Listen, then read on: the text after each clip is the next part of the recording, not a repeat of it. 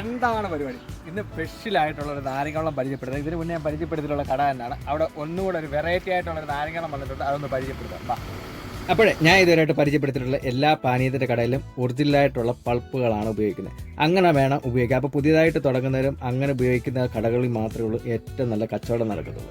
അപ്പോൾ പുതിയതായിട്ട് തുടങ്ങുന്നവരും അങ്ങനെ തന്നെ ഉപയോഗിക്കുക. അപ്പോൾ ഞാൻ ഇതിൻ്റെ മുന്നേ പരിചയപ്പെടുത്തിയിട്ടുള്ള ഒരു കടയാണ്. ഒന്നുകൂടെ പരിചയം. ബസ്സിലൊക്കെ ഉണ്ടെന്ന് പറഞ്ഞിട്ട് ഞാൻ ബസ്സിൽ ഒരു നാരങ്ങവെള്ളം ഉണ്ടെന്ന് കൊണ്ട് തന്നെ വിളിച്ചതാണ്. അപ്പോൾ എന്താണെന്ന് ചോദിക്കും, എന്താ ഉള്ളത്? എല്ലാ സത്യം പറയാം, ജീരക സോഡ. സ്പെഷ്യലായിട്ടുള്ള എനിക്ക് ഏറ്റവും ഇഷ്ടമുള്ള സംഭവമാണ് ജീരക സോഡ. അപ്പോൾ അതിൻ്റെ കൂട്ടെങ്ങനെയാണെന്നുള്ളത് നോക്കാം. കൂടുതലായിട്ട് ഞാൻ ജീരക സോഡ റെഡിമെയ്ഡായിട്ട് കുടിച്ചിട്ടുള്ളൂ. അപ്പോൾ നമ്മുടെ ചെങ്ങന്നൂർ നാട്ടിൽ തന്നെ ഇത് ലൈവായിട്ട് കിട്ടുമെന്ന് പറഞ്ഞാൽ അപ്പോൾ ഇത് എങ്ങനെ ഉണ്ടോ എന്ന് നോക്കാം.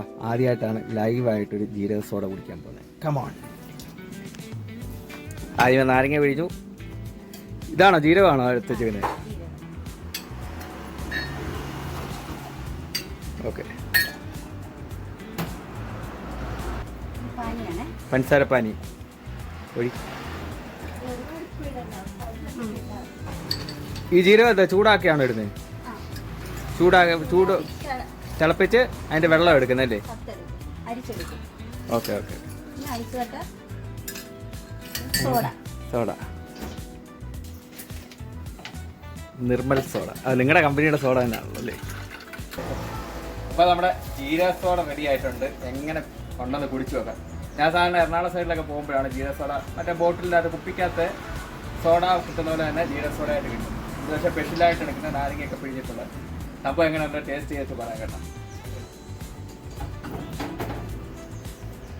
നമ്മുടെ ജീരക സോഡ റെഡി ആയിട്ടുണ്ട്. അപ്പോൾ കുടിച്ചു നോക്കാം. കൊള്ളാം കേട്ടോ.